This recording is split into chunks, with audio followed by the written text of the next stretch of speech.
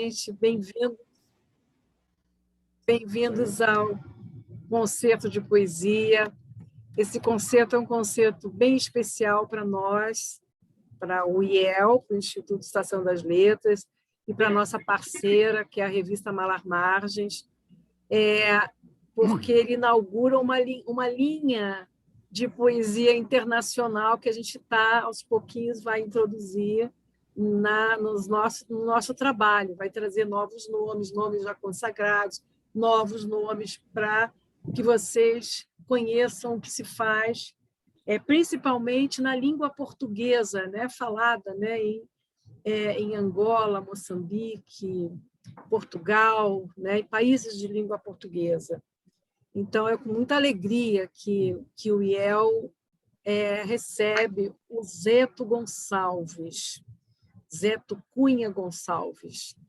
Vou falar brevemente um pouco da biografia do Zeto, né? Ele nasceu na cidade do Huambo, em Angola, em 1960, estudou agronomia, né? E ele vive atualmente em Lisboa.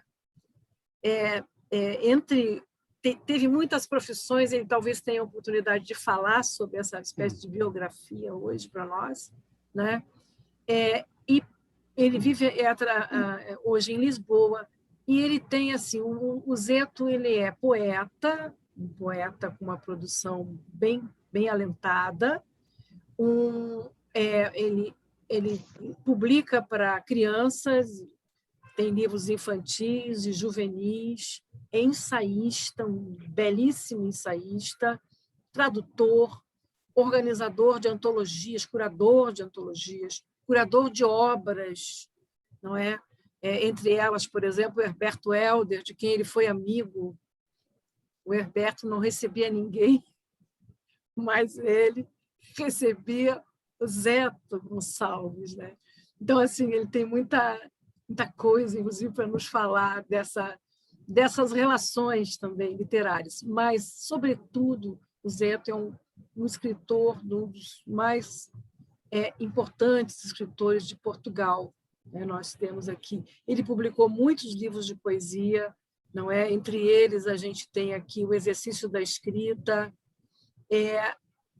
nós temos O Voo da Serpente, A Palavra Exuberante, temos essa antologia que é A Noite Vertical, tá? Um dos livros que foi publicado no Brasil, inclusive pela Melhoramentos, é O Rio Sem Margem. E Zeto também estuda e trabalha com a poesia da tradição oral africana. Ele vai glosar e trabalhar nessa direção também, é uma das marcas da poesia do Zeto. Eu queria começar pedindo ao Zeto que não seria uma autoapresentação, né? Mas é notório que o Zeto dedicou a sua vida à literatura. Ele se formou em agronomia, mas é só uma formação, uma formação que, evidentemente, se reflete, às vezes, em alguns poemas, mas ele vive exclusivamente de escrever. Ele faz uma coisa dificílima para um poeta, que é viver da sua poesia, do seu trabalho, né, da sua obra. Ele lança, frequentemente, livros, não só de poesia, mas, né, de literatura infantil, enfim, e ensaios. Colabora com revistas nacionais, internacionais, tem um trabalho dos mais importantes nessa área também crítica da poesia. Zeto, a ideia é que você fizesse uma espécie de autodefinição, tá? Dizer, a partir disso que eu falei, do viver literatura. Muito boa tarde a todas e a todos. É um prazer estar com vocês. Infelizmente, a vermos-nos aos quadradinhos, como se estivéssemos numa prisão, e é numa prisão que efetivamente estamos. Eu chamo-me Zé de Cunha Gonçalves, nasci na cidade do Huambo, que é a segunda cidade de Angola, porque onde eu depois fui crescer não havia hospitais e para evitar problemas, muito embora a minha mãe tivesse tido uma gravidez normal, nasci na cidade do Huambo, que é uma belíssima cidade, no Planalto Central de Angola. Em Angola também há um Planalto Central, não é só no Brasil. Cresci numa pequena povoação no que se chama as Terras do Fim do Mundo, no sudeste de Angola, chamada Cutato, que era uma pequena povoação com 9 casas comerciais, um moinho, um posto sanitário, um posto administrativo colonial, sem luz elétrica nem água canalizada. A água ia-se buscar ao rio, com uma junta de bois numa carroça. O rio Cutato é depois uma das coisas mais importantes para mim, porque tem umas quedas de água belíssimas, e essas quedas de água são a minha pátria inaugural da poesia. Quando eu comecei, perdão, quando eu comecei a aprender a ler, ou melhor, a falar, a gatinhar, a andar, quando aprendia uma palavra em português, aprendia uma palavra em ganguela, porque todos os meus amigos, a maior parte deles, não tinham a minha cor.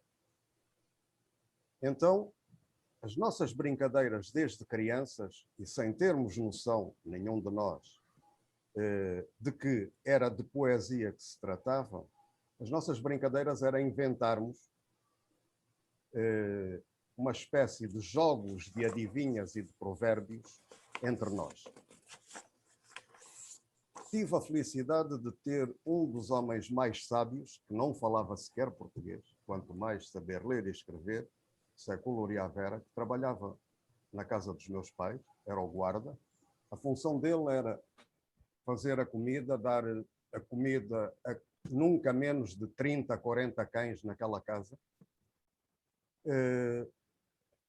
tratar da criação das galinhas, dos pombos, dos porcos. Eu andava sempre atrás dele, desde muito pequenino, e ele contava-me, da tradição oral, histórias absolutamente maravilhosas, e era um dos incentivadores de nós, muito crianças, fazermos esses jogos de adivinhas e de provérbios inventados por nós. Quando fui para a escola, eu era o único menino que não era negro. Os meus professores eram negros, todos os meus colegas eram negros. Eu fui dos que mais porrada apanhei, porque entre nós falávamos em ganguela, e era proibido na escola falar-se ganguela. Então, levávamos todos, e eu levava mais do que os outros, para dar exemplos. Não é? Quando há um episódio, porque na Guerra de Libertação Nacional de Angola havia 2 movimentos de libertação, o MPLA, que ainda hoje está no poder, e a FNLA, que tinham programas de rádio para os seus militantes, os seus simpatizantes, que era naturalmente proibido pela polícia política de se ouvir. Em casa dos meus pais, isso ouvia-se, coincidia com a hora de jantar, às 7 horas, um programa às 7h30, outro, e num desses programas eu ouvi um senhor, que hoje é meu amigo, com os seus 86 anos de idade, o Adolfo Maria, ler um poema, que eu não sei de quem é, não me lembra nada. A única coisa que me ficou no sangue foi a força, a emoção que esse poema criou em mim. E quando o meu pai repara que eu estou mais atento a uma coisa que não deveria estar atento, no fim do jantar disse-me: Zé, vamos nos sentar ali no degrau da porta, como íamos muitas vezes, porque temos que fazer um pacto. E nós fazíamos pactos, o meu pai fazia pactos comigo. comigo e com o meu irmão. Tu nunca vais dizer a ninguém que o papá ouve a rádio dos terroristas. Papá, nunca vou dizer a ninguém. Eu nunca disse. Bom, mas nessa noite, eu viro-me para os meus pais e digo, eu quando for grande quero ser poeta. Bom, se eu soubesse o que sei hoje, eu nunca na minha vida viria a ser poeta. Quando eu entendi que, depois de empregos os mais alucinantes possíveis e imaginários, onde não era pago, era mal pago, eu cheguei a ser diretor adjunto de um jornal de turismo falido. Fui tratador de gado numa quinta. Mas, entretanto, em Angola ainda, estive num colégio particular, um colégio de padres, durante 5 anos, em que me tornei mesmo bandido. Aí nunca pude... Fui para lá com 10 anos, saí com 15, expulso, graças a Deus, porque nunca pude admitir que me cortassem a liberdade. Porque a liberdade e a ordem destas 3 coisas é absolutamente arbitrária. A liberdade, o riso e a ternura são a minha santíssima trindade de vida. Vim para Portugal na sequência da Guerra Civil, depois de, aos 15 anos, ter sido um menino soldado em Angola, onde depois voltei ainda para andar aos tiros e depois para ir estudar outras coisas. E, quando cheguei cá, quis tirar o curso de regente agrícola, que era assim que se chamava na época, no ano letivo de 76, 77, houve a extinção desse curso e eu acabei por não concluir o curso. Digo que agronomia, o curso que eu queria tirar, que sempre gostei, sempre me apaixonou a questão da terra, da natureza, e isso está patente na minha poesia. A agronomia tem mais poesia do que todos os cursos de literatura das faculdades de letras do universo, mas muito mais poesia. A questão apesar de eu ter começado, o primeiro poema que eu escrevi foi porque tinha 11 anos, era ano de exame e eu estava ameaçado de ser expulso, porque estava sempre a ir a ser expulso das aulas com faltas disciplinares nesse colégio. Então, um dia mudou o diretor e eu passei a ter que ir todas as tardes, em vez de ficar no salão de estudo 1h30, eu ouvir uma preleção do diretor, que era um homem do norte de Portugal, que falava assim: "Ó moço, tu vai lá o que é que me andas a fazer? Fazes mais uma e mais expulso." Bom, eu demorei ainda alguns anos até ser expulso. Mas quando tive uma falta disciplinar, porque atirei com o apagador em vez numa daquelas guerras de giz que a gente fazia, em vez de acertar no meu colega que tinha atirado o apagador contra o que estava à minha frente, e eu estava nas nuvens para não entrar naquelas guerras, levo com o apagador, não pensei 2 vezes, agarrei nele, com a minha belíssima pontaria, em vez de acertar no meu colega, acertei na cabeça do padre professor. Pronto, fui logo expulso da sala. E aí escrevi o meu primeiro poema, um soneto, coisa que nunca mais voltei a fazer. E a poesia, para mim, bom, a partir daí eu continuei a escrever, mas o facto de eu sou, em Portugal, um exilado, não sou um migrante, não estou cá porque gosto de cá estar, sou um exilado e em algum lado a gente tem que estar, e como eu não era do partido que está no poder, muito embora hoje não haja problemas, mas se Angola não precisa de mim, eu também não vou pedir a ninguém nada. É do meu feitio pagar o preço que for necessário para ser livre. Entretanto, comecei com a questão do exílio. com tudo isso, há o chamamento da terra. Porque a terra onde nós pertencemos é aquela onde pela primeira vez esfolamos os pés, partimos a cabeça. Eu tive a felicidade de ter uma infância maravilhosa. Subia às árvores, partia a cabeça, esfolava os joelhos, tinha um espaço infinito para brincar.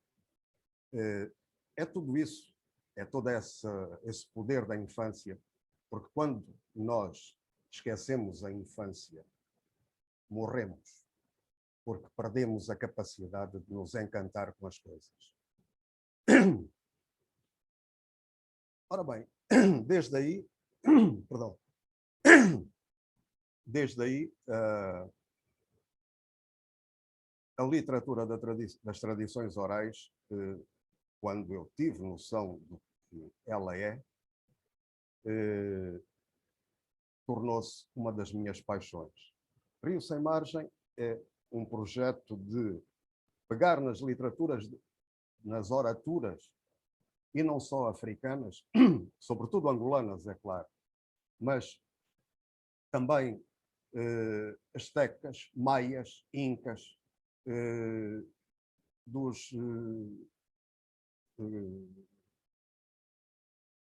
neste Rio Sem Margem 3, há navajos das Montanhas Brancas dos Estados Unidos da América do Norte, enfim. Esse é uma vertente da minha poesia na sequência daquilo que pode ser a lição de um Lao Tse, poeta chinês de Tao Te Ching, e de Ezra Pound na sua criação poética. Ou seja, a chamada de outros numa busca de sabedoria, porque a mim só me interessa a sabedoria, o conhecimento não me interessa para rigorosamente nada. A informação, menos ainda. A sabedoria, sim. E o que eu persigo, o que eu tento, para além de criar ou de dar ao mundo mais beleza, a beleza que me roubam perante o mundo, é essa a minha função enquanto poeta. Se calhar, Susana, Nuno, o que é que vocês... Esperando você ler uns poemas do Rio Sem Margem. Os poemas que você quiser, pode ser, como você falou, que é uma das vertentes. Então vamos começar pelo Rio Sem O Margem. Nuno entra depois. Então vou ler Olha, isto é o Rio Sem Margem, a edição portuguesa e angolana, feita pelo José Luandino Vieira, meu querido amigo, grandíssimo escritor, e é o que saiu no Brasil. Não sei o que é que aconteceu aqui, estão a ouvir? Estamos, sim. Estamos ouvindo. Houve aqui uma...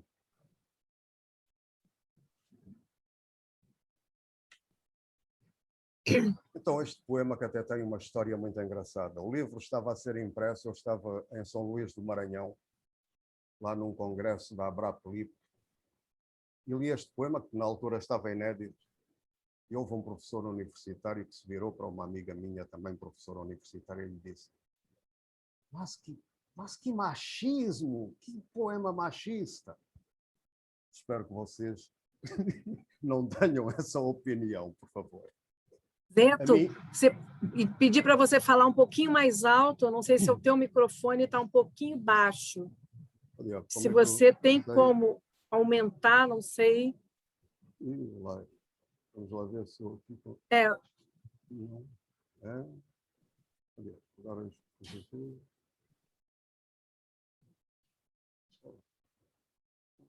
Onde é que isso agora? Para a gente poder ouvir. Estão a ouvir-me assim? Eu agora... Bom, eu não sei mexer nessas coisas.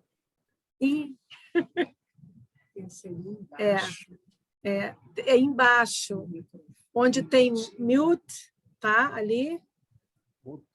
Audio Settings, aí você vai... É que eu agora só tenho assim aqui no ecrã. É. Vou fechar isto. E agora Aqui não tá todo Zé, mundo... deve ser o seu microfone, o seu meu fonezinho, que deve estar distante da sua boca. Esse que você está. Será assim? Ouve-se bem? Agora sim, isso aí. Então espera aí. Então vamos fazer... Perfeito. Porque eu imaginava que fosse o microfone ali do... Não, porque você está usando esse Assim, ouve-se bem? fone. Melhorou Perfeito. muito, Melhorou muito. Está ótimo? Ótimo. Então assim É? fica aqui pendurado. Ora, onde é que... Bom, mas eu agora só tenho... Agora só tenho o nono, desapareceu tudo. Não, estamos todos aqui te ouvindo. Te ouvindo e te vendo, pode ficar tranquilo. Vendo. Não sei o que é que aconteceu. A minha companheira da tradição oral Umbundo de Angola. A minha companheira nunca se molha, nunca se queixa do calor ou do frio. Ambos comemos juntos a todas as refeições. Se lhe ofereço comida ou se lhe ofereço de beber, ela recusa, porque não é capaz de o fazer sozinha. A minha companheira segue sempre e faz exatamente o que eu faço. Se ando, ela anda. Se paro, ela para. Se me sento, ela... Se me levanto, ela levanta-se. Se me deito, ela deita-se. Se falo, ela fala. Mas ninguém ouve o que ela diz. A minha sombra. Este é que é o poema machista. Você pode repetir? Teve uma fala no meio da máquina, que ele é pequenininho. Posso te abusar e pedir para você repetir? Não, com todo gosto. A minha companheira. Tradição oral Umbundo, que é um dos 18 povos de Angola, ou grupos etnolinguísticos. A minha companheira nunca se molha, nunca se queixa do calor ou do frio. Ambos comemos juntos a todas as refeições. Se lhe ofereço comida ou se lhe ofereço de beber, ela recusa, porque não é capaz de o fazer sozinha. A minha companheira segue-me sempre e faz exatamente o que eu faço. Se ando, ela anda. Se paro, ela para. Se me sento, ela senta-se. Se me levanto, ela levanta-se. Se me deito, ela deita-se. Se falo, ela fala. Mas ninguém ouve o que ela diz. A minha sombra. Este é que é o poema machista.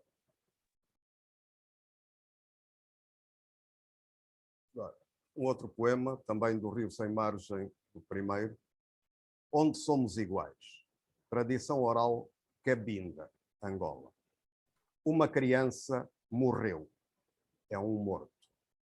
Um velho, rico e poderoso, morreu. É um morto.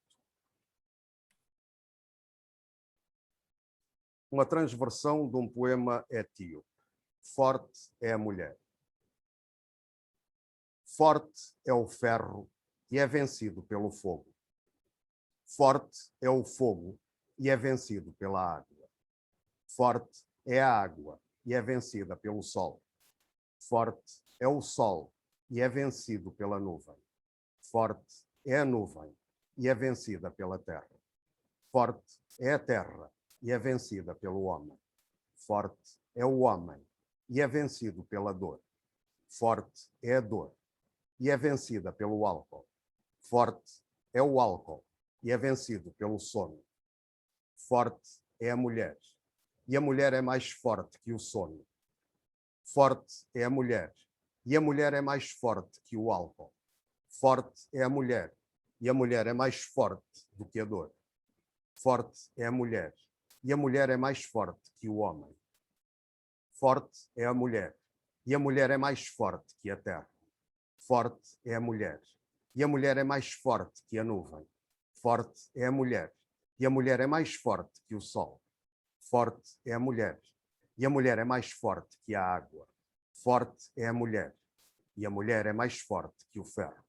Forte é a mulher, e a mulher é mais forte que todas as forças juntas.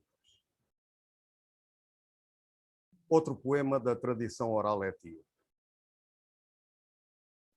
Se te rapto, ó bem-amada, se te rapto, dirão que à terra-mãe roubei uma flor e ao céu arrebatei uma estrela. Se te rapto, ó bem-amada. Estes eram os poemas do primeiro Rio Sem Margem que eu tinha selecionado para vos ler.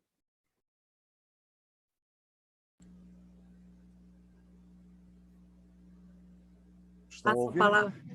Tá, sim. Nuno, Eu agora já não vejo ninguém. Isto é uma coisa absolutamente alucinante.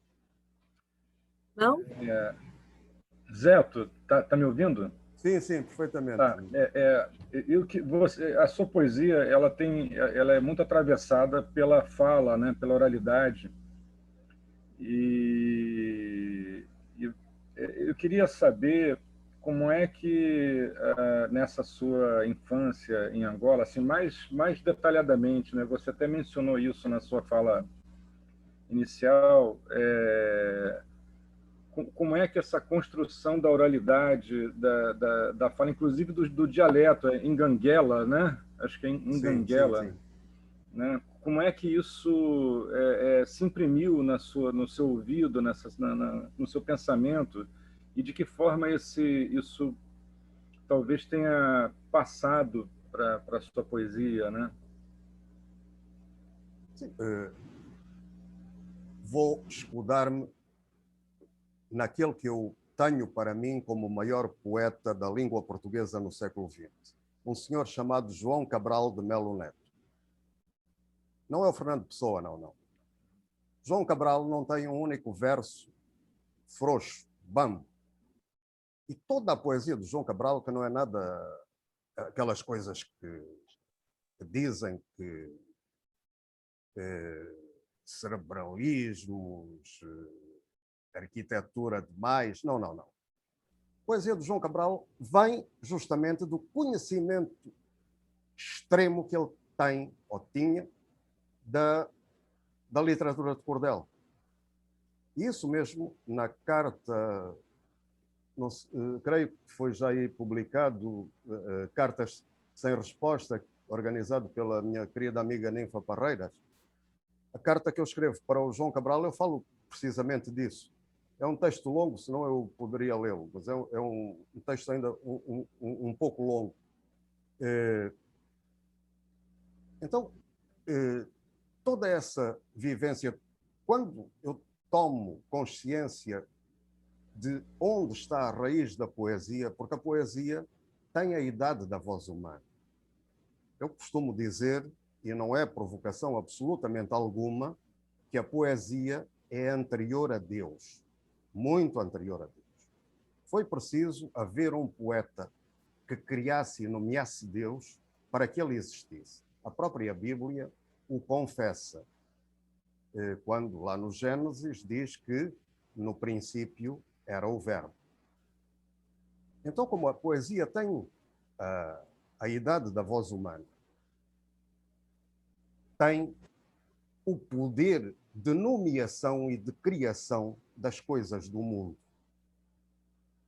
E é nesse sentido que é uma poesia sábia, e quando a gente pega nas oraturas, vamos encontrar lá uma poesia muito mais moderna do que muita da poesia que hoje se escreve e se publica.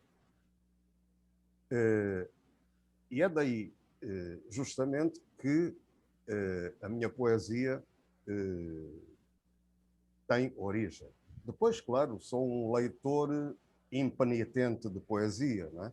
Nas línguas onde consigo chegar, vou lá e de alguns poetas, muito embora por vezes não sejam os poemas que eu mais adoro, tenho traduzido alguma coisa para português, pondo em português, porque para mim a tradução é a reescrita de um poema de uma língua em português. Está para sair um volume que se chama Transversões, poemas reescritos em português, que vão desde um poeta do século XII japonês a gente contemporânea, como a poeta cubana Amparo Parra,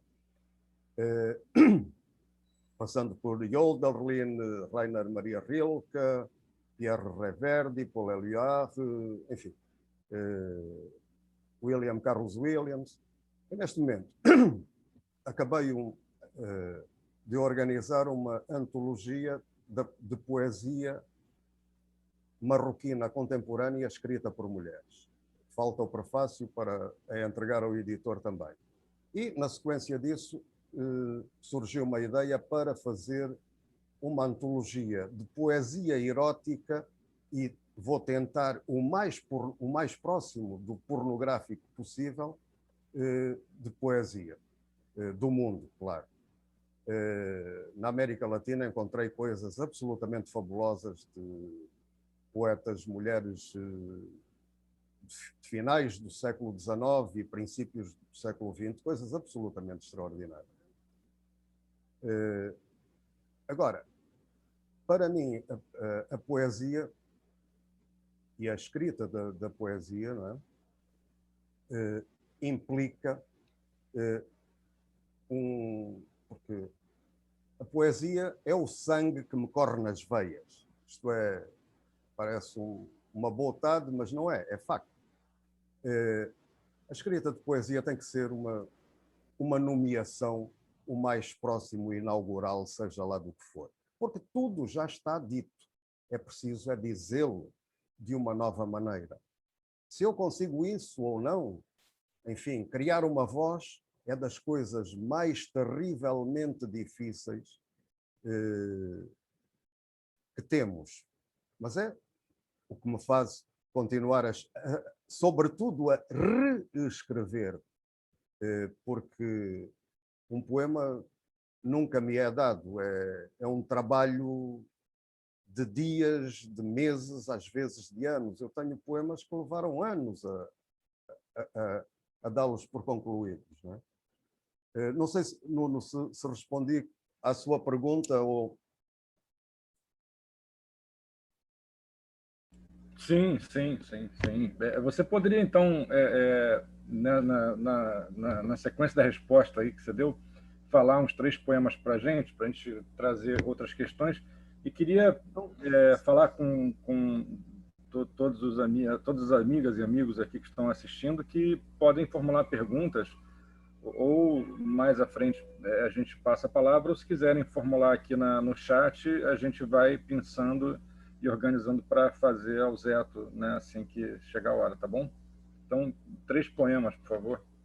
Olha, um poema que é, enfim, uma espécie de arte poética que se chama O Aparo Caligráfico dos Sons de A Palavra Exuberante, de 2004.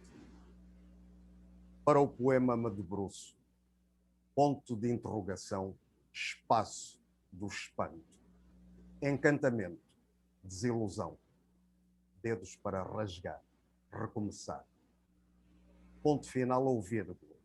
Vogal ou consoante. Aliteração ou metáfora. Verbo ou substantivo. Eis a indecisão desta escrita. Prazer e angústia. Desespero e festa. Matéria do olhar. Texto. Vertigem. Aqui de texto. Para ferir ou matar. Enfeitiçar. O aparo caligráfico dos sons. Depois, voltando às brincadeiras da infância, onde construíamos os nossos brinquedos, também de A Palavra Exuberante, receita de Domingos Caçanga para fazer uma viola de lata. Óleo maná era o nome de um óleo vegetal alimentar que se usava em Angola. Na lata de óleo maná ou de azeite, lata de 5 litros, de 10 só para carregar água na cabeça, e lata de valvolina, não presta, não dá bom som. Se prega, já cortada no formato e na medida, uma tábua de caixote de sabão. 7 furos, 7 pauzinhos na tábua, mais 7 furos e uma ripa só na lata. Então, se põe, amarra e estica, fio de pesca. Cada corda, sua espessura. E eis a viola de lata, som da noite e festa, como só mais nada. Viola de lata.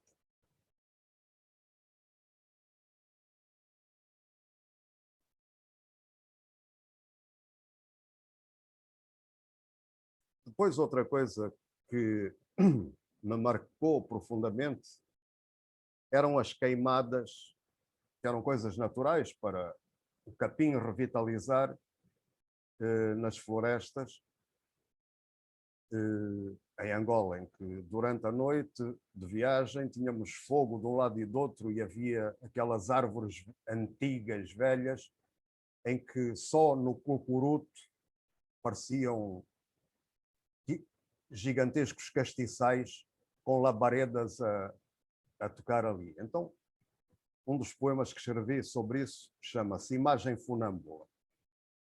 Caminha por uma música de pedra, por um presságio de arbustos e de fugas. Habita um seio de argila e desejo. Horizonte voraz, na luz, flutua a sua imagem funâmbula. Uma fábula envolve o aroma do seu corpo. E o seu corpo deambula no encanto dos excessos. Festa itinerante sobre um palco imóvel. Eram quilómetros e quilómetros de labaredas de um lado e do outro das estradas.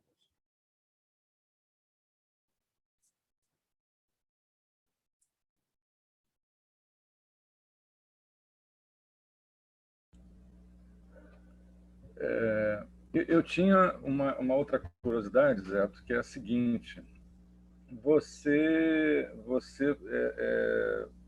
fez diversas coleções de poemas de pessoas como Fernando Pessoa, Mário Cesarini, enfim. Bom, isso primeiro mostra a sua veia crítica, né, de seleção e, enfim, de corte, né? Inclusive, eu li uma declaração sua sobre a antologia do Fernando Pessoa, muito interessante, que você disse, bom, o que eu queria ler do Fernando Pessoa estava muito espalhado por diversos livros e eu quis selecionar. Aí você fez lá um recorte de 47 poemas que você classifica como os poemas essenciais de Fernando Pessoa e que você queria ver reunidos num único volume, né? E não dispersos em diversas publicações, né? Que você, enfim, também referenda, enfim, mas aí você diz, mas o meu recorte é esse aqui.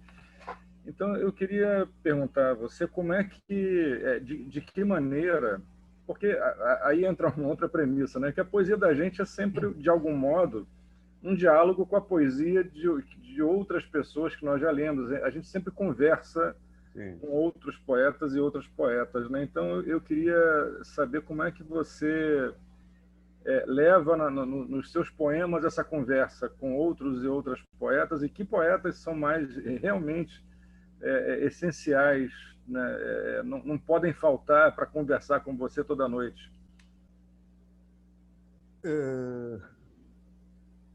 A poesia é, de facto, um rio com seus afluentes, não é? E cada um de nós vai tentando, ao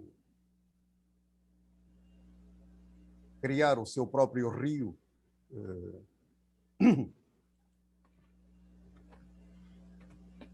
fazer que para ele convocar esses afluentes que são os que estão antes de nós, os que nos são contemporâneos e importantes.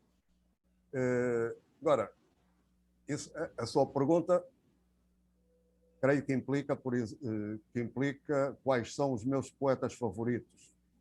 Mais coisa, menos coisa. Porque isto pode parecer um disparate, eu aceito que o tomem assim. Mas os poetas que mais me influenciaram foram poetas absolutamente menores, os poetas muito maus, que eu nunca mais reli, mas com eles aprendi a distinguir, quando tinha 18, 19 anos, 20 anos, a distinguir o que é um poema do que não é um poema. Curiosamente, e depois tenho para mim que a grande prosa, toda a grande prosa, é um poema apenas mais longo e escrito, não em verso, mas utilizando toda a mancha que a folha de papel pode dar. Margarete Yourcenar é a escritora que eu mais amo. Na poesia, é também uma mulher, ou melhor, são várias, mas Marina Russa, Marina Tsvetaeva, é a feiticeira que mais me encanta. A Emily Dickinson, outra grande feiticeira. João Cabral de Melo Neto, porque é absolutamente inimitável. Ninguém consegue imitar João Cabral. Adoro Manuel Bandeira. Respeito muito Drummond de Andrade, mas não tenho por Drummond de Andrade o mesmo carinho que tenho por Manuel Bandeira. E há um outro poeta, Joaquim Cardoso, no Brasil, que eu adoro.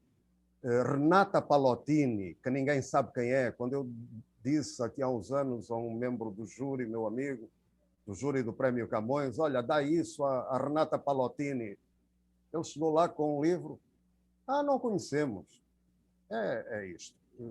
A academia, graças a Deus. Pois, Hölderlin, Rilke, são poetas que eu releio com muita frequência. Na poesia portuguesa, Cesário Verde, Camilo Peçanha, Gomes Leal,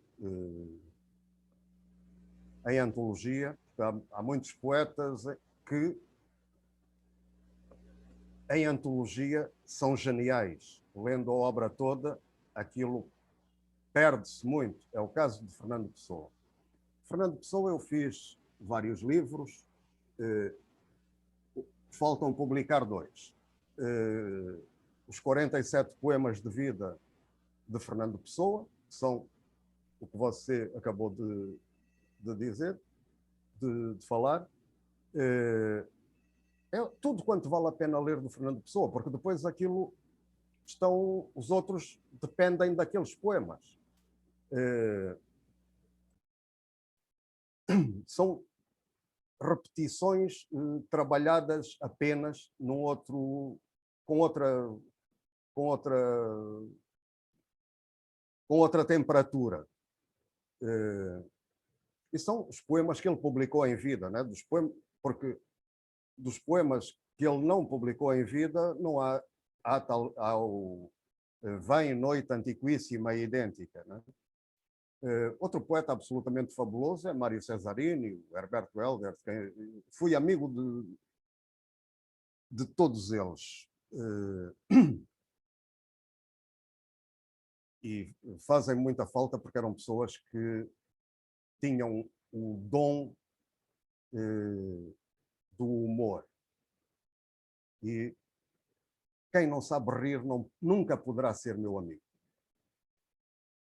Porque o riso não é contar anedotas, não é contar piadas. O riso é o humor. O humor é o acto de inteligência absolutamente superior.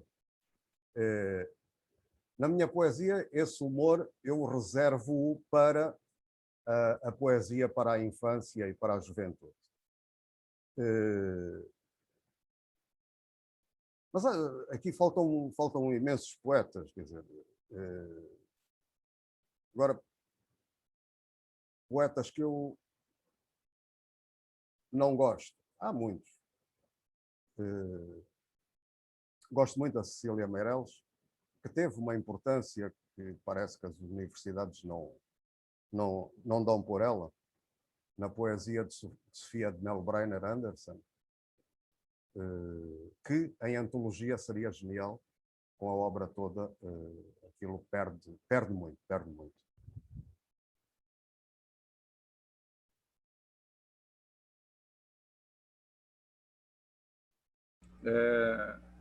E aí queria pedir para você então falar mais 3 poemas para a gente. Então vamos.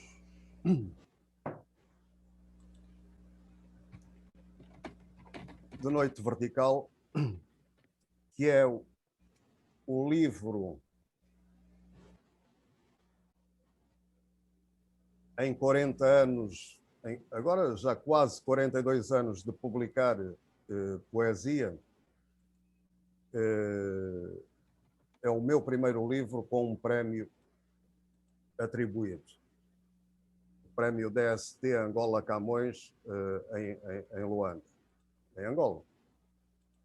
Este livro começa com um prefácio que diz, chama-se Prefácio: a poesia é uma coisa demasiado séria e importante para se confundir com literatura. Isto era preciso um seminário, 6 meses numa universidade para explicar o óbvio.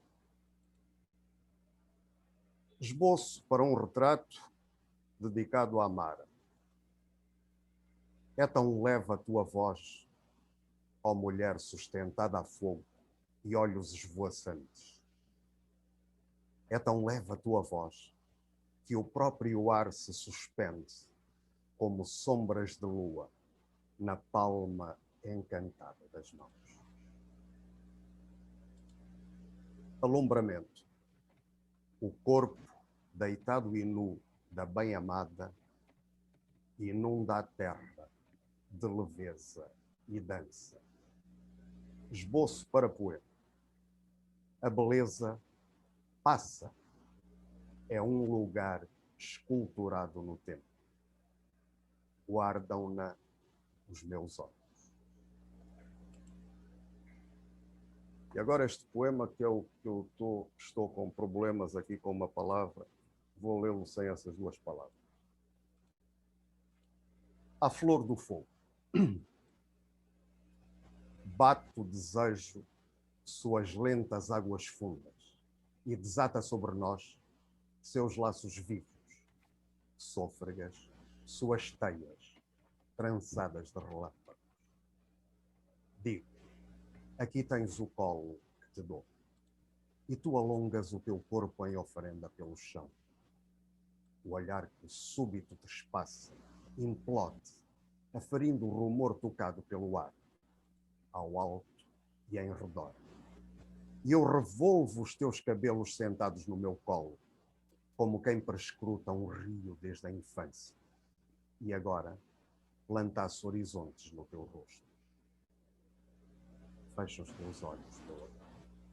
Fecha os teus olhos e abre, perfeita, a lentíssima nudez, em flor e fruto, dançar.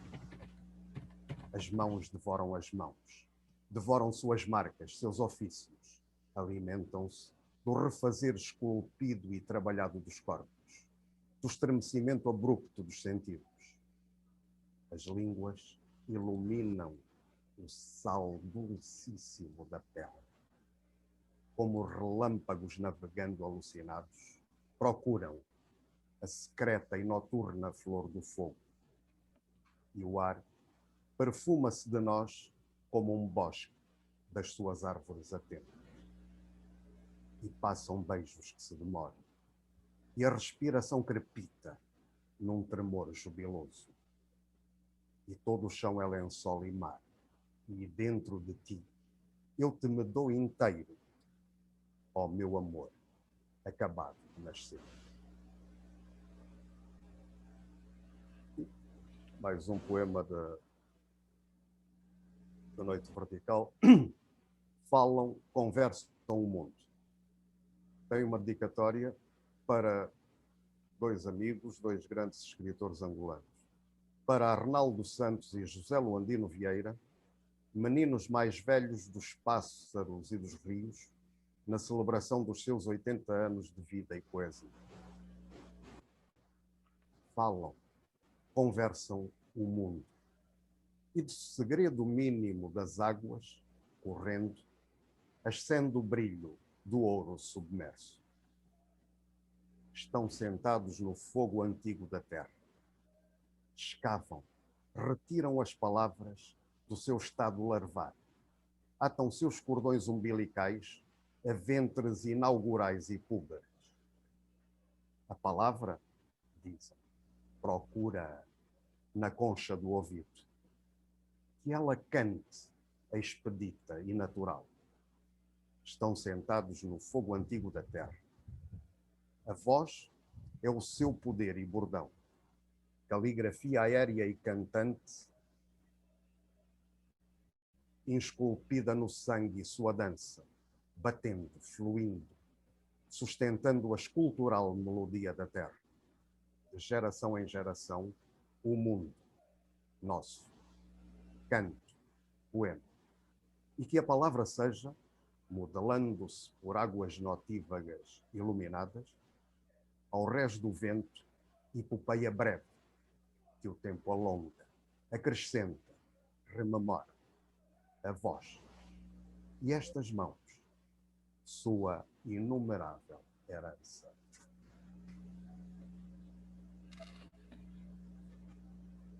Obrigado, Zé. Muito bonito. Muito obrigado. Bonito, né?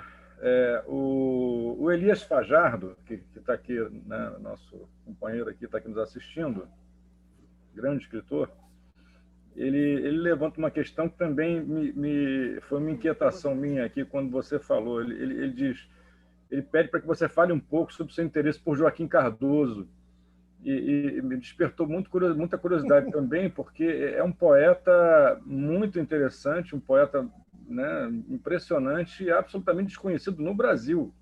Ele é muito pouco conhecido aqui, né? Assim, poucas pessoas tem essas fugas do cânone, né? Que poetas assim muito impressionantes, eles são relegados a um segundo, terceiro planos assim. E Joaquim Cardoso é um deles, né? Nos despertou essa curiosidade, o seu interesse por ele. Bom, Joaquim Cardoso, como outros poetas, um grande poeta catalão, Joan Brossa, foi o João Cabral de Melo Neto, com os poemas que lhes dedica, que me chamou a atenção. E quando comecei a ler o Joaquim Cardoso, vi ali um imensíssimo grande poeta. E depois também o Joaquim Cardoso, na poesia dele, tem esse poder da rememoração, da reescrita, reinventiva da literatura de cordel. Os autos de Natal que ele escreve vêm entroncar nesse patamar, não é? E é realmente um poeta que eu adoro. Como adoro o Dante Milano, que também me parece que não é um poeta muito conhecido pelos brasileiros também, não é? Como a Renata Palottini. Dante Milano, eu tenho muita pena que ele não tenha traduzido mais poesia, porque as traduções dele de Baudelaire são absolutamente fabulosas, não é? E não me estou a esquecer da magnífica tradução das Flores do Mal, feita pelo meu saudoso e querido amigo Ivan Junqueira. Esse sim, grande poeta, não é o Ribamar Ferreira, não é o Ferreira Goulart que é o grande poeta. Não.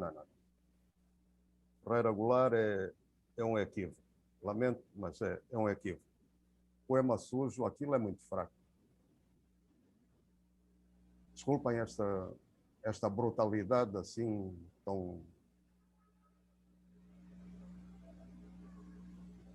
Não, é interessante ouvir assim, vozes discordantes, né? Porque existe uma um entendimento quase pacífico, né, da grandeza de Poema Sujo e singular, né, sobretudo. Mas assim, aí essas discordâncias são saudáveis, né, assim, para agitar a poeira do fundo.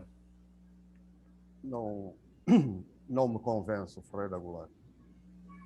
Não é sobrevalorizado.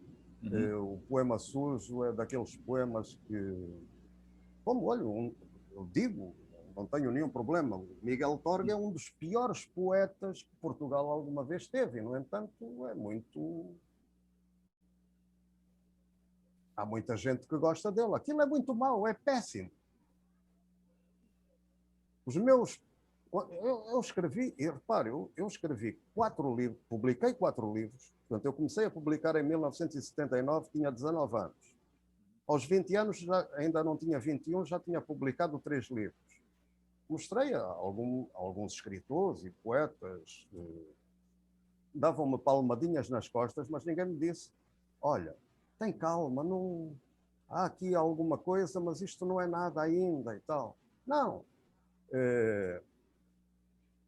Era palmadinhas nas costas. E eu publiquei 4 livros muito, muito maus. Não há lá nenhum poema medíocre. São todos muito maus, exceto um que esse ficou incólume. Só um poema, que tem 17 versos, é o único que está a abrir agora, porque reescrevi, peguei no que poderia ser aproveitável, e é muito pouco desses 4 livros. E o Miguel Torga ainda consegue ser pior do que esses meus 4 livros. Portanto, Poema Sujo é mesmo, por questões extra qualidade literária, qualidade estética, tornou-se um ícone. Mal comparando, o poema do Beco, do Manuel Bandeira, que é um poema político, não precisa de mais nada do que aquilo que ali está.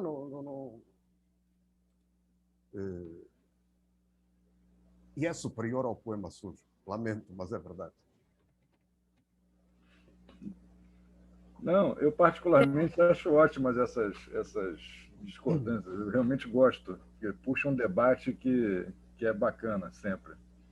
Eu também acho que é interessante ouvir essas discordâncias, assim, essas, né, várias visões, várias versões e visões, né? Acho que cada um tem uma leitura, né?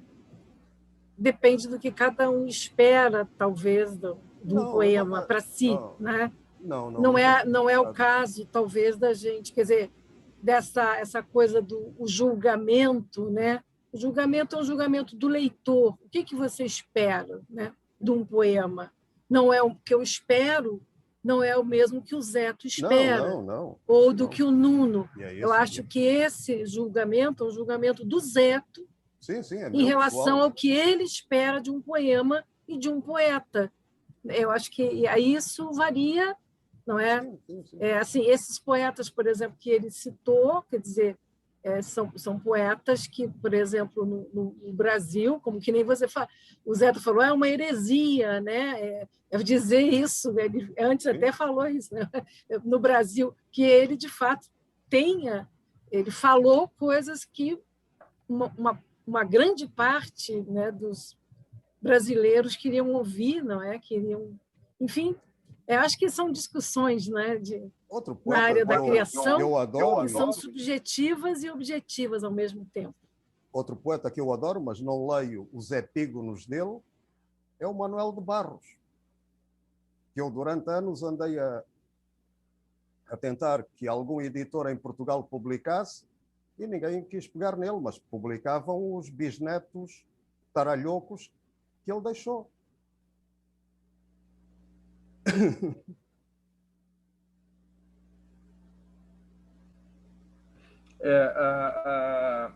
Eu acho que todo grande poeta é um grande leitor, né? E a leitura implica isso, implica em decisões, né? Implica em decisões críticas, né? Você separa aquilo, isso aqui eu classifico.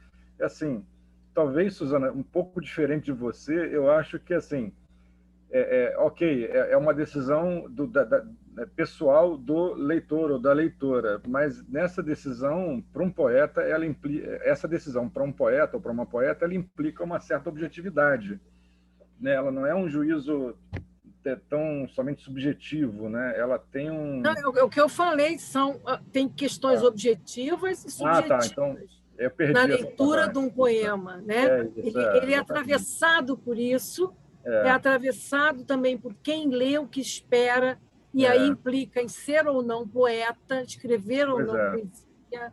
Não é? Quem escreve, às vezes, deseja mais, às vezes, de um poema ou de um poeta, Sim. É deseja uma leitura mais mais coisas, exigente, né? uma leitura mais exigente, com Que é certeza. muito, né? Aí você tem assim leitor para todos os É. calibres, né? Eu acho que é por aí. O caso do Miguel Torga, por exemplo, que você falou, Zé, eu era apaixonado pelo Miguel Torga quando eu tinha 20 anos, assim, quando eu tinha 20 anos, Pois. certos poemas do Miguel Torga me calavam profundamente, assim, porque ele tem aquele traço meio rebelde, né, meio... Ele gostava de ser rebelde, mas isso é outra questão. É, Vou ok. contar uma história relativa ao Miguel Torga. Eu conheci-o, era um homem todo fechado, enfim.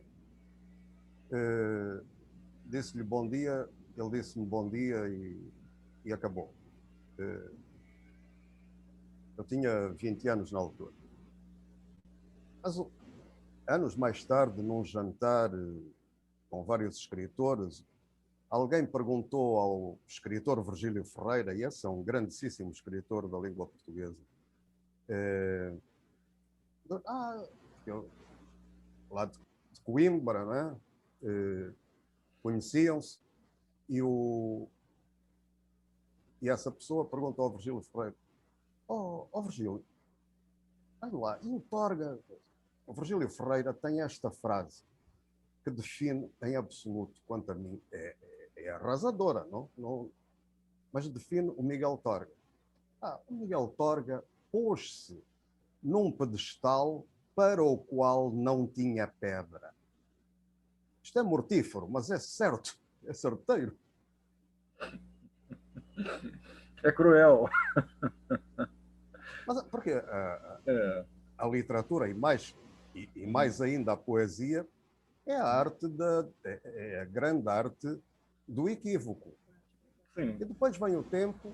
Hoje um dos poetas mais celebrados em Portugal é o Manel Alegre, escreve cada vez pior. Por exemplo. Pois é.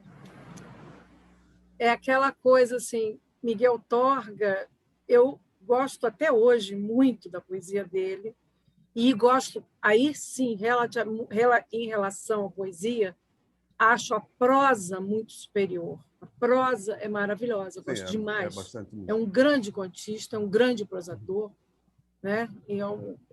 Isso eu, como leitora, tenho uma certa experiência com leitura, né? Tenho, e também com escrita, né? Enfim, para mim, eu gosto demais do Torga. Continuo. O Nuno falou, eu gostava, como se fosse assim, já não gosto tanto. Não, é porque eu fui reler, eu recentemente, sei lá, tem um pouco antes da pandemia, eu comprei um volume de uma coletânea muito encorpada do Torga. E aí eu tinha muitos anos que eu não li o Torga. Aí eu fui reler aquilo. Aí o impacto já não, aquilo me penetrava profundamente. Agora já triscou por fora assim, já não foi, sabe? Não teve a mesma sensação. Falava para o Nuno de 20 anos, 20 e poucos anos, aquilo que me soava como revolta, como insubordinação, insubmissão existencial, etc., que é uma das máscaras do Torga. Assim, todos têm e temos máscaras, né? Essa é uma das máscaras do Torga que eu achava fascinantes, assim. E aí aquilo já me soa um pouco de encenação, não sei, eu já não me conquistou como conquistava. Mas, assim, achei interessantes as posições do Zé. Estou gostando muito do Zé, das polêmicas levantadas aqui. Isso E ainda a missa não saiu do adro. Isso dá pano para muita manga. de debate. Eu queria, nós estamos aqui com algumas perguntas, eu queria passar a pergunta do Rafael Cerqueira, que ele pergunta textualmente: as redes sociais deram voz a muitos escritores, poetas e prosadores. Como tem sido esse fenômeno em Portugal e Angola? E continua ele: você acredita que há espaço para esses escritores em livros impressos por grandes editoras?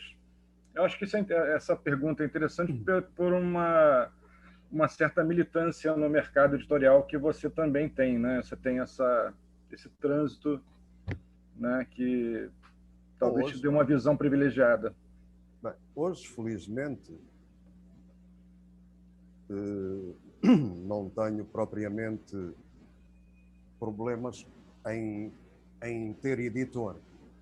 Curiosamente, eu vou dizer uma coisa absolutamente catastrófica.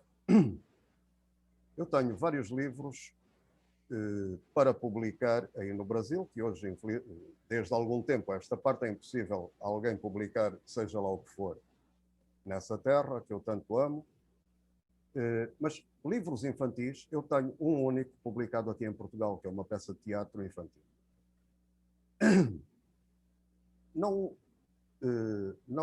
publico porque não tenho editor, ninguém me vem perguntar, mando e nem me responde. Um dia apanhei uma editora e disse à senhora: olha, a escritora fulana de tal é uma escritora muito, muito vendida aqui em Portugal.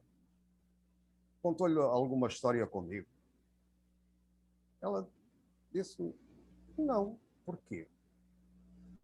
Ela não lhe contou que no festival literário assim, quando estávamos juntos na mesma mesa para um encontro com crianças de 10, 12 anos, ela começou a falar com a vender o seu peixe, toda moralista: os meninos têm que estudar, os meninos devem estudar, os meninos isto, os meninos aquilo. As crianças começaram imediatamente a falar umas com as outras, a fazer tudo o contrário do que a senhora queria impor às crianças. Bom, e no entanto, tem uma máquina de marketing muito poderosa, teve sempre, e vende milhares de livros. Quando chegou a minha vez, foi com poesia. E então, as crianças calaram-se todas e começaram a dizer os poemas comigo como se fosse um rap, como se fosse... E depois dali as crianças andavam todas atrás de mim a pedir-me autógrafos. Houve uma criança que não tinha papel.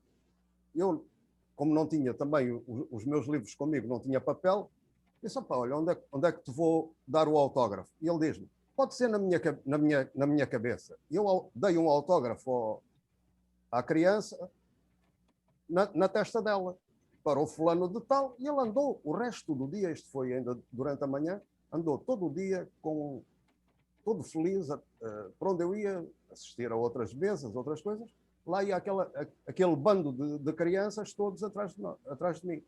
A senhora ficou-me com um ódio absolutamente mortal. Bom, mas voltando às redes sociais. As redes sociais são, e nós estamos aqui a usar essas tecnologias maquiavélicas. Eu não creio, muito francamente, que as redes sociais criem mais leitores. Talvez criem mais gente que escreva. Agora, perdão, criar mais leitores, fazer vender mais livros, não acredito, muito francamente. E posso falar da minha experiência,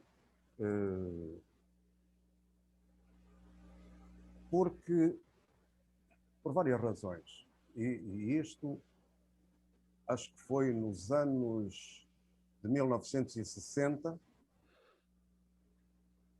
a grande fábrica de tabaco Philip Morris, nos Estados Unidos, encomendou uma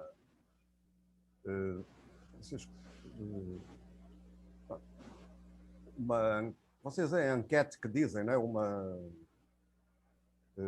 Enquete, uma pesquisa. Uma pesquisa. É. Uma pesquisa sobre quantas pessoas escreviam poesia nos Estados Unidos. Isso está na a terceira voz do meu velho e querido amigo Octávio Paz. Ele é que conta essa história, num dos ensaios desse magnífico livro. Então, aquilo dava uns milhões de escritores de poesia. Ele contrapunha que se 1% daqueles escritores de poesia lessem um livro por ano, a tiragem média de qualquer poeta nos Estados Unidos seria de 100 mil exemplares. Eu não tenho muito honestamente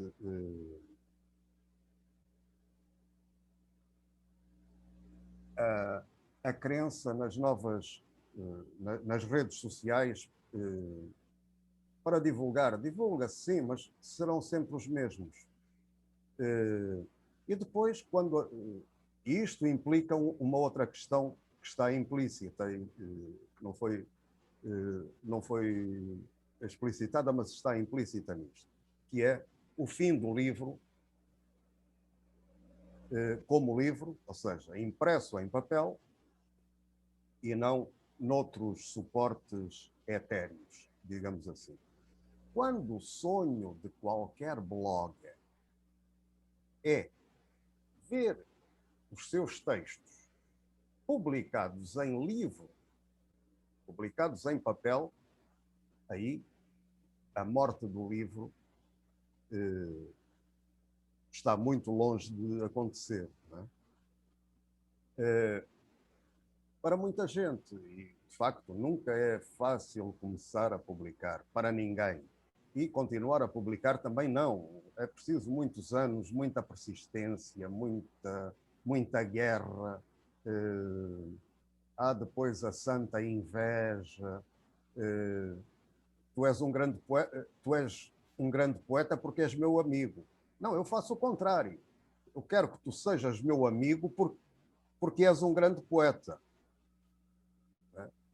E então somos todos génios com os nossos amigos. Todos os nossos amigos são génios.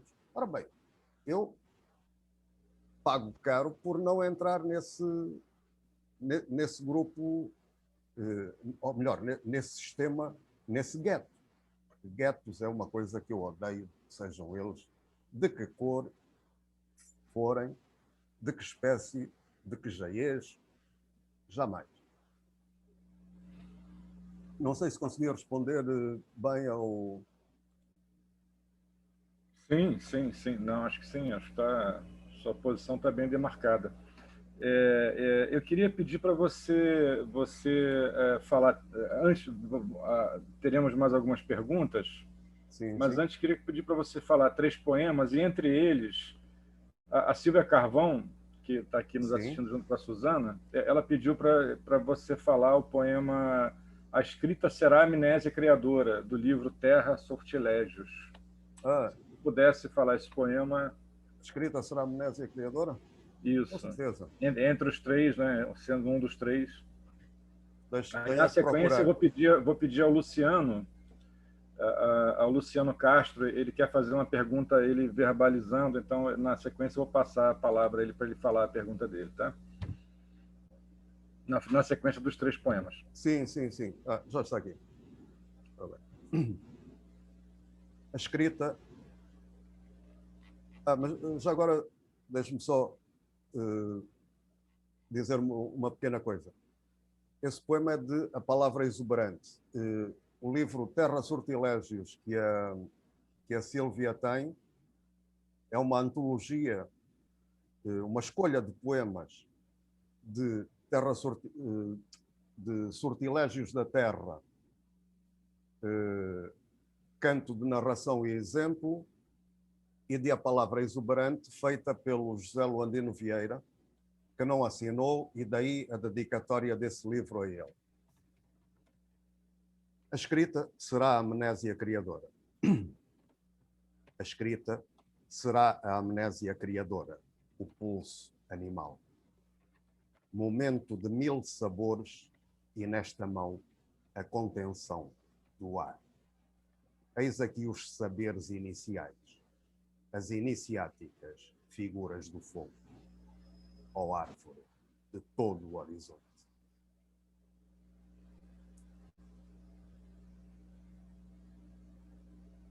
Vou ler um poema do livro Sortilégios da Terra, canto de narração e exemplo.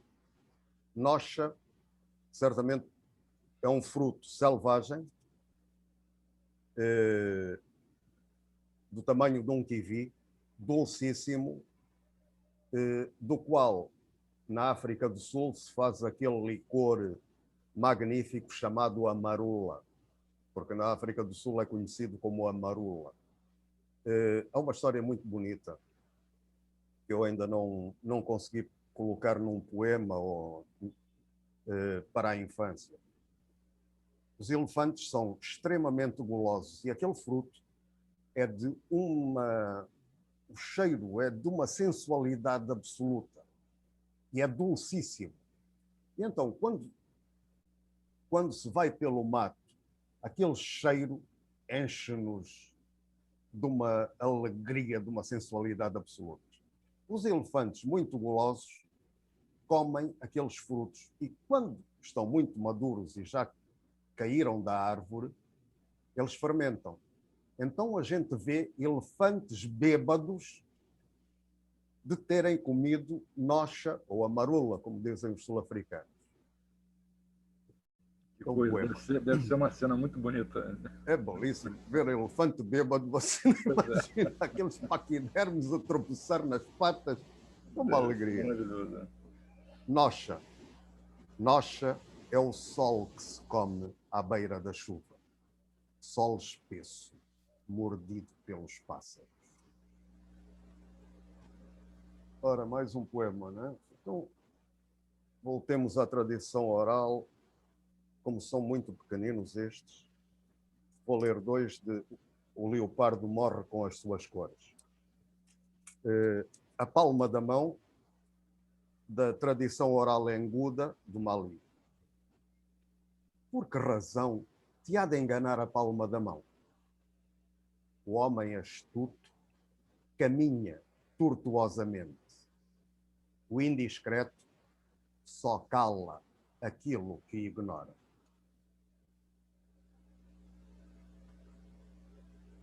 A força que gera a preguiça, também da tradição oral enguda. Porque a força que não conhece o objetivo gera preguiça.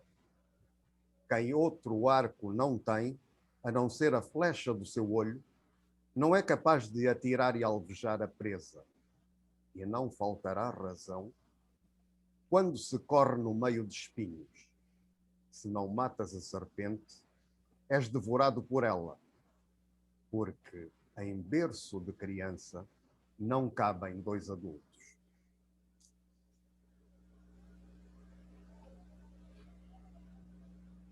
Obrigado, Zeto. Vamos então, Luciano, você formula a pergunta, por favor? Boa tarde.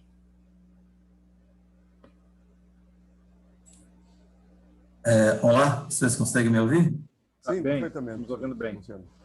Boa tarde a todos. Um abraço a todos aqui de Goiânia, falando aqui de Goiás. Primeiro, eu quero parabenizar a Estação das Letras por essa raridade, essa oportunidade de ouvir o grande Zeto nessa tarde. Isso é um privilégio para todos que gostam de poesia, como leitores ou como fazedores de poesia, né? Algo que o Zeto comentou no começo me chamou muita atenção. Ele falou que não tinha nenhum interesse em conhecimento, muito menos em informação, mas em sabedoria. E eu encontrei muito eco disso num livro até que eu li recentemente, do Manuel de Barros, ele até comentou. Eu vou até ler dois versos aqui. Um que o Manuel diz que descobri que todos os caminhos levam à ignorância. E outro que ele diz que só conheço as ciências que analfabetam.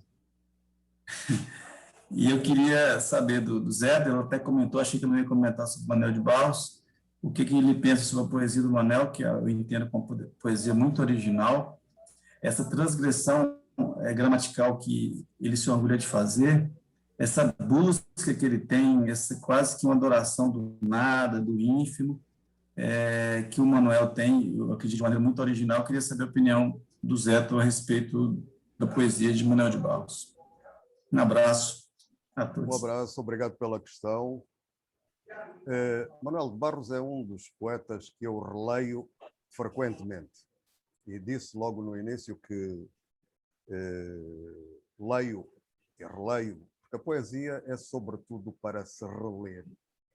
A que aguenta o tempo, não é? No caso de Manuel de Barros, é essa ignorância sábia, porque é no grão de areia que está o segredo do mundo. E essa relação do Manuel de Barros, ou da poesia do Manuel de Barros, com a natureza, o trabalho absolutamente fabuloso com a linguagem, não é? A inovação que isso é, bom, em Angola, poetas como Viriato da Cruz, António Jacinto, que não leram Manuel de Barros nessa época, quando escreveram a maior parte dos seus poemas, também fazem essa reinvenção linguística que está. Guimarães Rosa é o suprassumo, não é? Com Grande Sertão Veredas, e uma das coisas que eu adoraria ler, porque conheço só fragmentos muito fragmentados, é a correspondência entre o Manuel de Barros e o João Guimarães Rosa. Há li, creio que numa entrevista de Manuel de Barros, ele a contar que uma das vezes que viajou para o Pantanal, ido do Rio de Janeiro, calhou viajar com o Guimarães Rosa. E então estavam os dois a descascar palavras. O Guimarães Rosa a notar como descascar a cebola daquela palavra, né? Isso é uma coisa absolutamente fabulosa. Mas aqui temos um poeta que, infelizmente, é facilmente imitável. E quando se chega à imitação, quer dizer, é preciso matar o pai. Aí o senhor Freud tinha razão que era preciso matar o pai. Não é preciso matarmos tudo à volta para sermos. Ou então vivermos ali naquela sombra, que é muito confortável e até muito prestigiante. Há várias gente a fazer isso com vários outros, não é? Não sei se consegui responder muito bem à sua questão. Perfeitamente. Muito obrigado pela generosidade. Obrigado eu pela sua questão. Eu pediria, então, para você falar 3 poemas para a gente, e aí, na sequência, eu vou combinar aqui 2 questões que o Álvaro Miranda formulou, que tem alguma relação entre elas. Quer 3 poemas ou Nuno? 3 poemas, logo após eles eu vou formular essas questões aqui do Álvaro. Então vamos aqui, Sábio de Bandeira.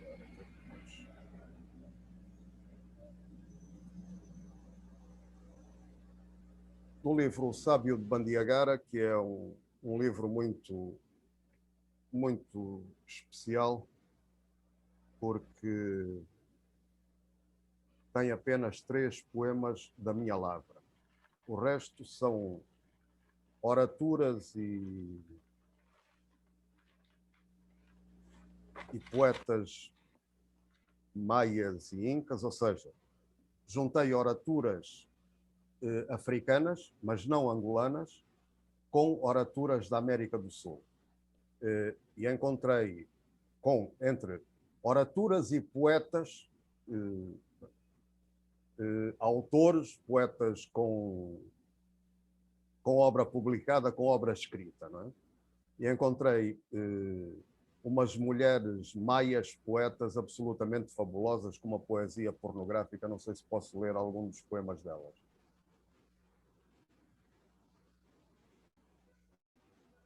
Os 5 sentidos. Acho que sim, não há crianças na sala. Não há crianças na sala? Então eu vou ler depois. Não há crianças na sala, então... Este é da minha lavra. Os 5 Podemos sentidos. ir. Os 5 sentidos. Todos os dias o ouvido ouve aquilo que ainda não ouviu. Isto é um provérbio bambara do Mali.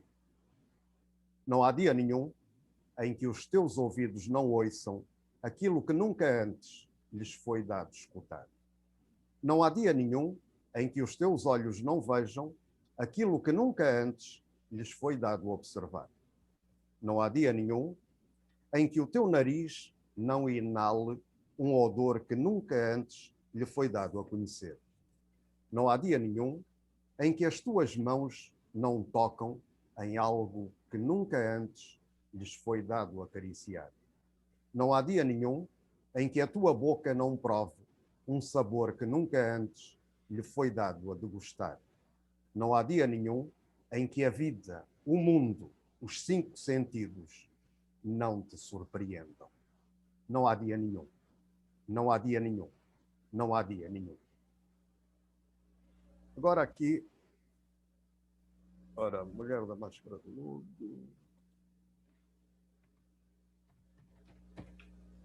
Em que livro está esse poema, Zeto? O Sábio de Bandiagara. Obrigado. Agora, de Maria Carlones, uma poeta maia do México, A Mulher com Máscara de Lodo. A Mulher com Máscara de Lodo. Tenho a minha cona porque sou mulher. E tu vais comê-la se for para a tua verga, animal homem. Comida de cão. Comida de urubu de cabeça preta. Lambe-me o cu, nariz de cachorro. Lambe-me a cona. Come a minha merda, animal burro. Que estás tu a olhar o meu cu? Acaso não tens cu também? Lá vêm eles, vêm ali. Vão matá-los. Vão tirar o meu lodo ao diabo. Já vêm com o machete. Ai! Vão matar-me. Abra a tua porta, António. Estão a dar cabo de mim. Se me querem possuir, a minha cona quer. Mas uma verga enorme. Se for pequena, não quero. Defendam-me, defendam-me. Estão a matar-me. Ai! Contudo, não quero cobrir. Não me quero cobrir com terra. Não quero submergir ainda no lodo. E agora um terceiro poema, não é? Sim, sim. Então, vamos aqui a... Nessa antologia de poesia erótica, pornográfica, você vai ter alguma coisa da Hilda Hilst, não? Sim, sim, sim. E da Algir Zaneri também, que é uma poeta que tem coisas muito, muito belas, muito boas. Com certeza. Beto, tem um poeta português, Joaquim Emídio, que está, inclusive, publicando com o pseudônimo de Anne Quetzal, poemas eróticos muito interessantes. Joaquim Emídio? Emídio, Joaquim Antônio muito Emídio. Bom mesmo. Suzana me apresentou esse poeta. É fantástico. Eu fiquei apaixonado pela poesia. Conheço há não sei quantos anos, só se melhorou muito, mas isso é normal.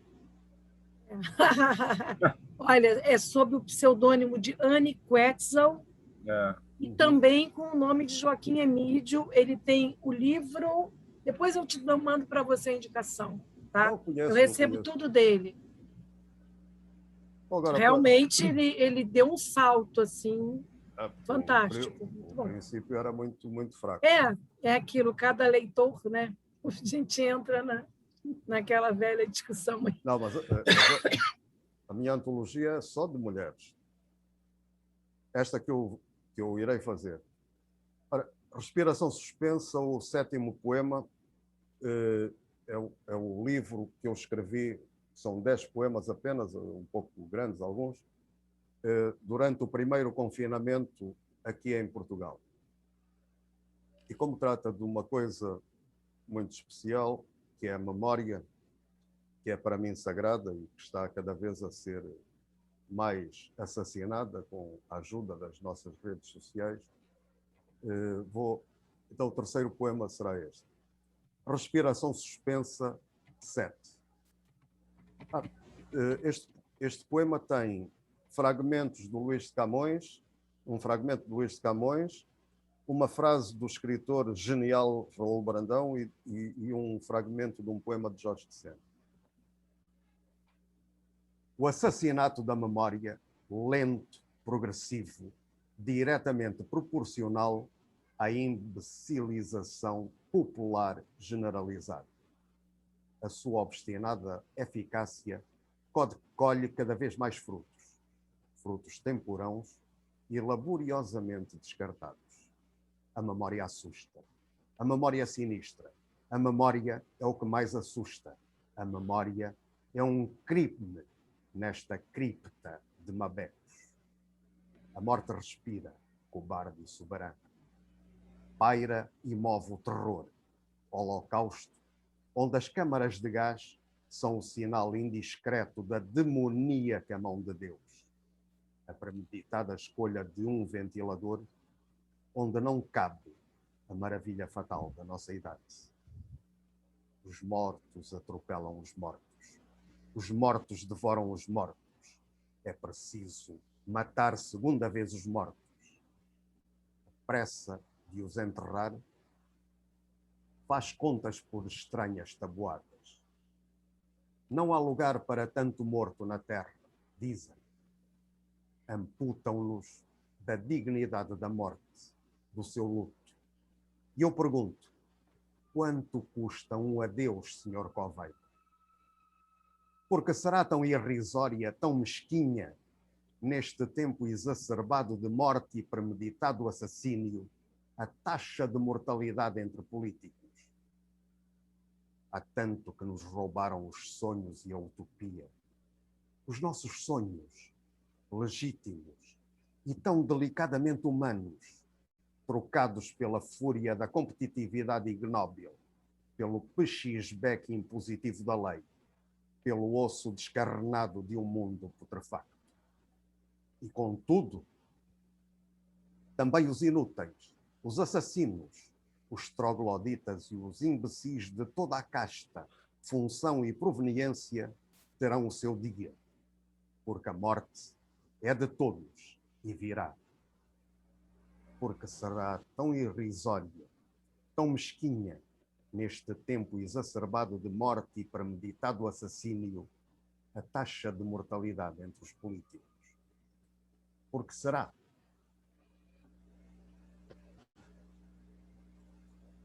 Obrigado, Zento. Obrigado.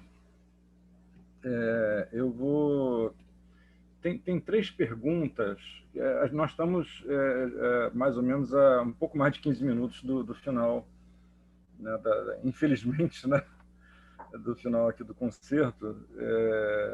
Então, eu vou falar. Tem 3 perguntas que, de algum modo, conduzem para uma visão do que seria a poesia e talvez do contexto da poesia hoje, né?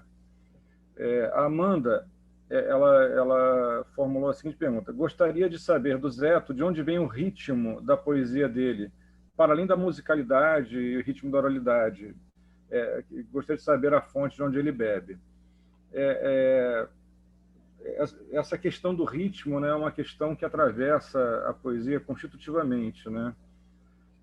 E aí o Álvaro Miranda formulou 2 perguntas que a gente pode talvez traçar um diálogo, uma conversa com essa questão da Amanda assim, uma visada mais ampla sobre a poesia, né? A primeira pergunta ele diz: gostaria de saber se para o poeta existe algo que caracterize o que se possa considerar poesia contemporânea, ou seja, se a poesia contemporânea teria algum traço distintivo, né? E na segunda pergunta dele, a terceira desse combo aqui que nós estamos fazendo, o ato de publicar não seria, porém, um gesto político do processo literário, mesmo que muitos poemas não estejam bem resolvidos? Literatura não seria literatura apenas depois de publicada? De que valem escritos guardados na gaveta? Então, nós temos aí três aspectos da poesia e da nossa situação presente em relação ao campo, né? Queria saber se você poderia fazer uma resposta assim, guarda-chuva, que abrigasse essas três. Vou tentar. Uhum. Bom, começando pela pergunta da Amanda, de onde vem o ritmo? Na minha, e só posso responder pelo meu trabalho. Eu nunca sei, um poema surge-me das maneiras mais estranhas, ando sempre com papéis, apontamentos, coisinhas assim, e depois vou trabalhando o poema. E o ritmo é imposto porque parece-me, eu também procuro um pouco isso, que não cair numa forma, ou seja, e sair tudo igual como um hambúrguer. Então, de livro para livro, há diferenças de abordagem de temas, há temas que são sempre os nossos temas, escrevemos sempre sobre a mesma coisa. Damos-lhe uma outra roupagem, ou reescrevemos-nos incessantemente. E o ritmo advém da criação imagética que o próprio poema me impõe. É um livro ou um poema que me diz o que quer e para onde vai. Daqui a pouco eu vou contar a história a biografia de um livro, mas esse ritmo tem que ver, efetivamente, com a oratura, com a minha respiração pessoal e também com a tentativa de, num mesmo verso, criar mais do que uma, ou seja, criar mais do que uma metáfora. A minha poesia é essencialmente metafórica, penso eu, e a poesia, para descrever, estão os jornalistas e os jornais, para descrever o real. A poesia deve ser ela a criar o real cotidiano e não o real cotidiano a fazer poesia. Que é o que, infelizmente, hoje em dia, quase a grande maioria das pessoas faz, é o real cotidiano. Estou muito angustiado, estou assim, estou assado, quero me suicidar, a morte. Quer dizer, é tudo legítimo, sem dúvida, mas não é o que me interessa e, na minha poesia, isso não pode existir, não é? Porque quando se opta por uma vida precária, então não se pode falhar alarvemente. Ora, quanto às segundas questões, o que é poesia contemporânea? Bom, para mim, poesia contemporânea é toda a poesia das oralidades. É mais moderna, mais eficiente, mais poderosa, mais densa do que muito do que se faz hoje em dia. E depois eu pergunto esta coisa pergunta que, antes de mim, outros já fizeram. A que geração pertence Luís Vaz de Camões? A que geração pertence Homero? A que geração pertence Lao Tse? A que geração pertence Dante? Enfim. Esses nossos contemporâneos, né? Ora bem, esses aguentaram uns séculos, não é? E estão absolutamente vivos. Portanto, a questão da contemporaneidade e de se colocar tudo dentro de gavetas, não é? Como os escritos logo a seguir, é um erro estúpido. Pronto, mas é dessas coisas que a academia faz, porque tem que viver de alguma coisa e então tem que viver de rótulos. Este poeta tem que ser encaixado nesta grelha. É que a poesia tem contra ela tudo desde sempre. A começar pela escola primária. Quando uma criança começa a falar, o que mais a encanta são as surpresas da linguagem que um poema lhe pode dar. Isso começa logo desde da escola primária a ser coartado, ou seja, a poesia não se explica, não se estuda, não se ensina. Pode-se aprender a ler, cada um de nós. A poesia é para se reler. E é por puro prazer da nossa inquietação e do nosso estar de bem connosco mesmos. Porque livros de autoajuda. A única autoajuda é um bom poema, um bom livro de poemas, um bom conto, ou um bom livro de contos, um bom romance. Isso é que é autoajuda. Porque não nos impõe rigorosamente nada. Um livro é a coisa mais democrática que pode existir, porque não gosto de fecho e ele não me morde as mãos.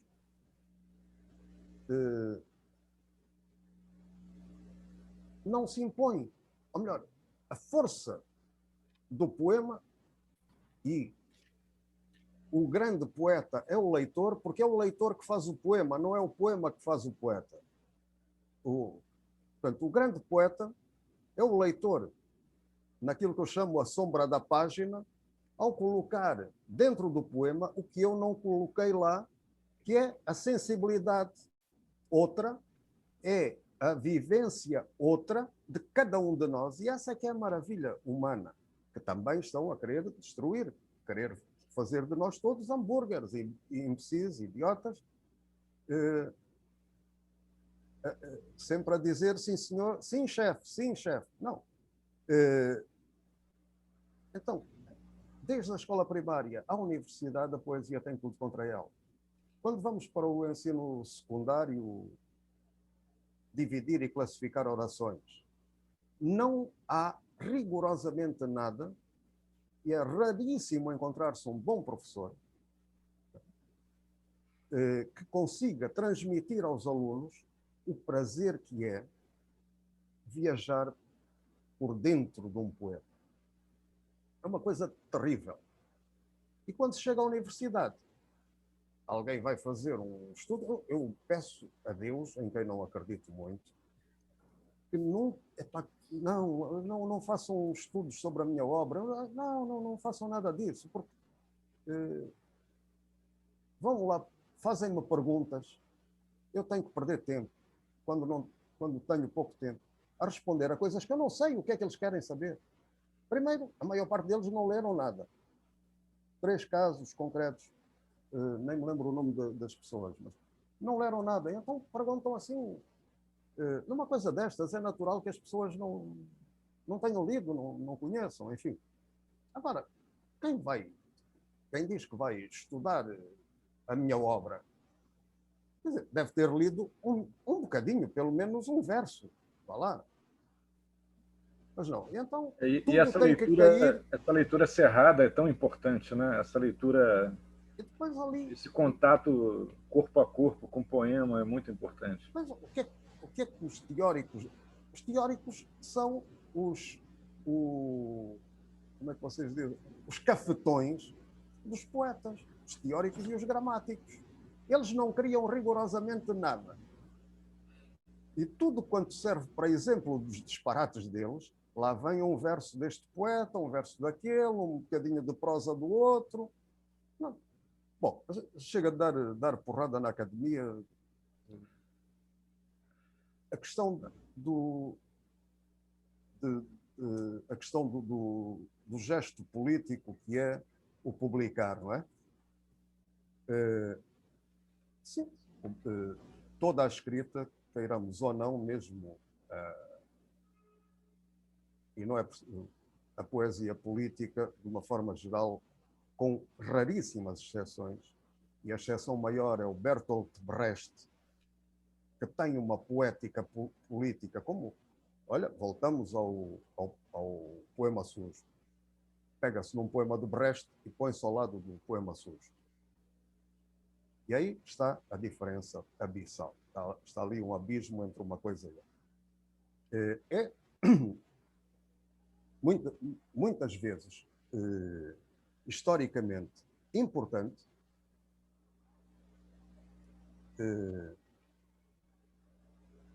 mas raramente atinge uma qualidade estética. É importante por combate, por sensibilização. Estou a lembrar-me concretamente da poesia política angolana, antes da independência, depois,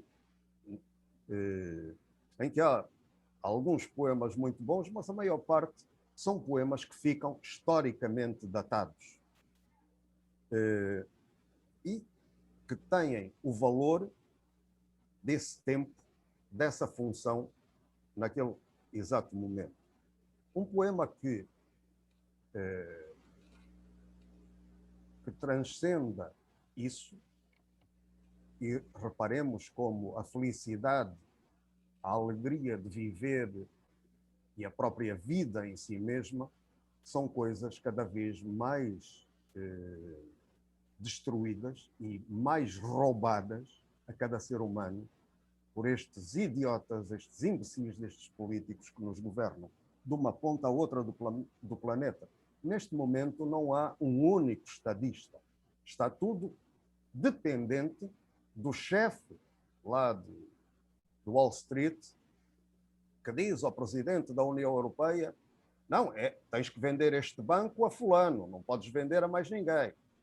Tens que fazer isto, tens que fazer aquilo. Enfim, portanto, os governos hoje não mandam nem têm poder para nada. E aí entra a questão de termos que afrontar esses poderes. Esses poderes afrontam-se, do meu ponto de vista, muito mais consistentemente com poemas que não digam o óbvio, mas com poemas que devassem, pela sua carga metafórica, pela sua potenciação poética, que devassem esses poderes e que levem as pessoas a serem mais felizes, mais alegres, a questionarem-se mais. E então, nesse sentido, um poema de amor pode ser um poema político. Olha, agora, de repente, lembro-me o poema La Liberté, Liberdade, do poeta francês Paul Éluard. Era um poema de amor dedicado a uma Marie, e, na sequência da Segunda Guerra Mundial, ele retira a palavra Marie e põe Liberté. E aqui está como um poema de amor se transforma em um poema político. E um belíssimo e magnífico poema, não é? Mas é um poema de amor ao princípio. A questão de guardar na gaveta. Guardar na gaveta pode ser muito bom mas é quando a gente... mas é no tempo, deveria ser bom, como eu vou falar do meu caso pessoalíssimo, esperar ir fazendo a mão sobre o poema, sobre o verso, conquistar o verso lentamente. Mas ninguém me disse para guardar nada, reescrever nada, era tudo palmadinhas nas costas, está muito bem, não, está muito bem, está muito bem. Bom, eu não faço isso a quem me mostra poemas, e já arranjei grandes conflitos, porque diz, olha, isto é uma merda, rasga, deita tudo fora. Aproveita-se isto, aproveita-se aquilo. Eu mesmo dou a ler os meus poemas, como a gente diz, não há crianças na sala, as nossas merdinhas, dou a ler ao poeta Luís Carlos Patraquim, e ele dá-me a ler os poemas dele. E somos implacáveis. Isto aqui, isto aqui está mal. Isso aí deita fora. E o outro deita mesmo fora ou refaz tudo. Isso é salutar, porque nós, dentro do poema, estamos ainda tão... o cordão umbilical ainda não foi cortado, e então ainda estamos tão dentro dele que não nos apercebemos de certas falhas, às vezes uma vírgula. Por uma vírgula, um poema modifica-se em absoluto. Mas ter os textos guardados para os reescrever, para os melhorar, sim. Agora, há outras pessoas que escrevem para a gaveta propositadamente, há de tudo, não é? Mas a maior parte quer imediatamente publicar e ser reconhecida. Isso é um terror, é um terror. Não sei se consegui responder às questões todas. Não, sim, com certeza, maravilhoso. Nós estamos com um tempo assim estourado, né? Temos até medo que o Zoom nos corte. É uma pena, porque eu assim, se fosse da minha vontade, eu faria uma outra live só com os temas polêmicos que apareceram aqui. Isso daria... Boa. Na verdade, a vontade seria... Vamos, né? Só com os temas polêmicos aqui. Agora preparem, ponham também os que eu vou falar e que ainda estão vivos, eu posso vos dar os nomes e... Pode falar tudo, para falar tudo, essa polêmica é ótima. Seria ótimo também, já se pode perceber, eu não lhe conhecia, eu tive prazer hoje, um imenso prazer, estar numa mesa com você, tomando um vinho, uma cerveja, conversando tudo isso e muito mais. É uma figura ímpar, realmente, gostei muito da nossa conversa. Obrigado. E pena que nós temos que encerrar em função do sistema, da hora, enfim, mas a vontade era prosseguir aqui nessa conversa. Eu queria pedir para você agradecer muito, agradecer ao Instituto Estação das Letras, a todos os presentes, heroicamente presentes aqui, fomos cerca de 40 aqui ao longo do encontro, e pedir a você para ler um poema, deixar aqui meu abraço a você, a Suzana, a todos os presentes e, enfim, agradecer muito. Obrigado, então, Zé. Obrigado, eu. E aí passo para a Suzana. Um grande abraço a todos. Poema.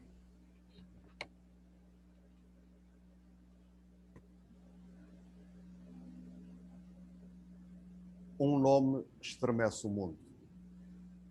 O livro Alumbramentos. Toda a paixão nasce unívoca, intransmissível, intacto, monstruoso, obsessivo. Um nome estremece o mundo pelo corpo que devasta. Nome que a voz incendeia, coração exposto, duplamente canibal, a quem o sentido da carne e do sangue, turbulência fatal e movediça, outro ofício não busca. E desabam relâmpagos sobre os teus olhos, que são noturnos e prescrutam. Muito obrigado. Obrigado, eu. Um grande abraço a todos. Obrigada, Zeto. Obrigada. Até breve. Façam lá essa das polêmicas, que vou adorar. Vamos sim. Obrigada, Zeto, por esse momento, né, de poesia conosco. Queria também agradecer a presença de todos que ficaram até agora, né? Alguns já saíram, eu vi que estavam saindo, porque tem um tempo, né, que as pessoas marcam. E é isso, assim, queria agradecer de verdade essa tua disponibilidade Obrigado, de estar e, em algum momento, marcar essa nova... O Nuno, vou deixar o Nuno com essa incumbência de marcar essa távola. Deixa comigo, eu já tô Essa távola. A gente tem que colocar um nome nisso, né? Queria, então, terminar dizendo para vocês que o nosso próximo concerto de poesia é com a Maria do Rosário Pedreira, autora portuguesa também, e no dia 26 de junho, sábado, às 15 horas. Convido todos vocês a estarem aqui e acompanhar essa versão do concerto de poesia, versão lusa, tá? Se a gente pode dizer. Tá bom? Obrigada, gente, a todos. Grande abraço a todos. Beijo. Tchau. Obrigado. Sim. Vou colocar todo mundo no... Eu gosto de ver todo mundo quando vai todo mundo saindo. Eu só vos vejo a vocês.